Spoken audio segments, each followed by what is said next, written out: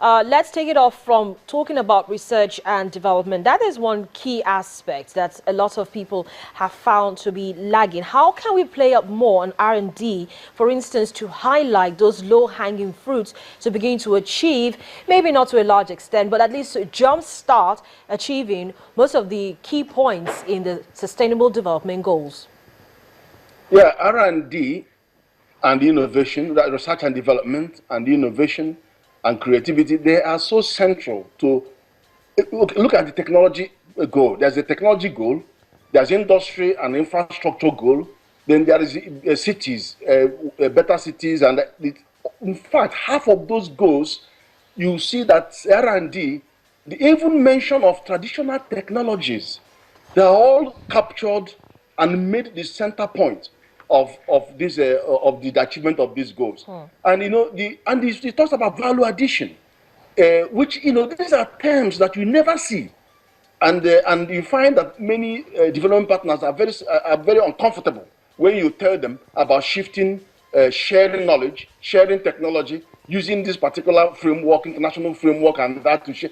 They sidetrack all this. And even when you look at market access issues and even trade negotiations, he went in there and was pulling all the strings. Even the Doha development agenda, he went in there. You have all these goals, and in all of them, technology sits very strongly in the middle. And technology is not just imported technology, but the ones developed locally, which is through our own research and development, and recognition of our own indigenous technology. They're all a factor into this. And that is why, I've been studying all this all my life.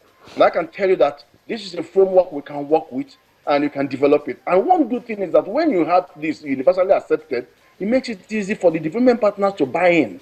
And then it reduces the tension that you could have between nations and between groups. And even in multilateral negotiation, bilateral negotiation, plurilateral negotiation, people know there's a common ground.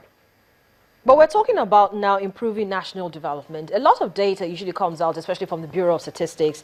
You talked about market access to issues. Some data actually comes out with regards how, such businesses fare. Do you think that those data actually help when it comes to making decisions with regards, development plans? Okay, let me just give you an example. Where he talked about number 2, that talked about food security and nutrition. If it was similar to the same one in the MDG, but it went deeper to talk about quality infrastructure required. It talked about, Nigeria produces, we're one of the 5 countries in the world that produce more food than we require. That's FAO. But the only one in Africa.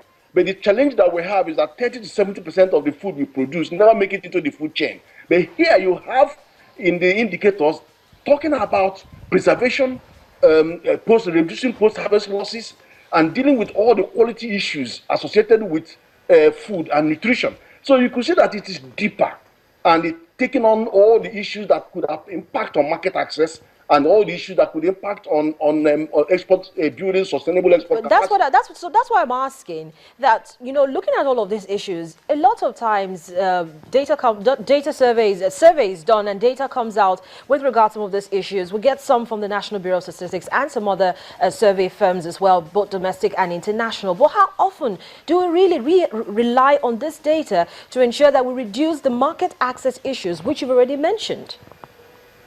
Well, the data, sometimes you can't. I think NBS has grown in reliability right now. It was a different story 3-4 years ago. So we can reasonably rely on the data, and even if you question the accuracy, there's always a trend that you could see, and those trends you can collaborate. But the issue is this: when you have this data, what can people do with the data? People can, use their own different devices. But when you have a common development framework that points to a series of approaches that add up, then it's easier for planners to use the data in a very sensible way. So let me put this to you. Let me put this to you now, Professor Ife. Now that we have reliable data coming out from the National Bureau of Statistics, just like you mentioned, and we're looking at beginning to achieve the SDGs with a very short timeline of what, 5 years. We've got 5 years to the first timeline of when we should give ourselves whether a pat on the back or drive ourselves harder. How do you think that this data now can be incorporated to ensure that national development achieves a certain level by 2020? Well, data alone cannot achieve anything. One of the many things. Yeah, data doesn't achieve anything. What it does, it helps you to plan effectively. But when you are planning, there have to be planning parameters. And this is what I find extremely interesting about the new SDGs. You have planning parameters there that when you plan properly. And you can capture all the targets that you have in mind. And of course, they are broken down into 3. And not all of the SDGs or goals are broken into 3. It's some of them that can be captured by 2015, 2020, 2024, 2025. So it's staggered, not for all of them, but for some. But the fact of the matter is that, if you go into argument with development partners, when you're asking them to support you, they can take you apart. They can take you to pieces based on various elements. Because you can do your program and they said, well, value addition is not our priority. But now it is a priority on the SDG. Then when you mention technology, you won't see any technology mentioned in programs that are meant to come and deal with market access and supporting market. They won't mention technology. And how can you tell me, how can I go out and tell companies to improve their productivity and manufacturing techniques without telling them that they have to upgrade their technology?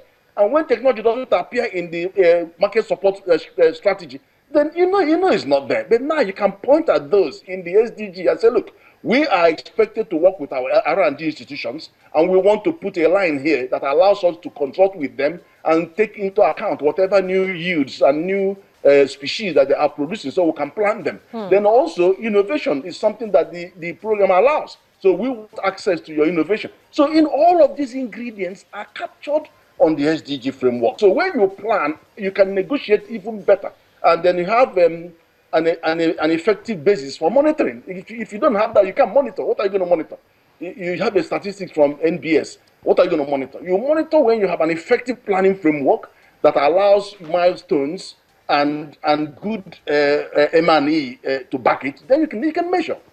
Professor Ife, we've been talking about technology, and now we have a Ministry of ICT. How can they help to leverage on those low-hanging fruits? I'll keep mentioning them because you actually started it when we started this conversation. Those low-hanging fruits for us to begin to not just take baby steps, but to leapfrog and make very good progress.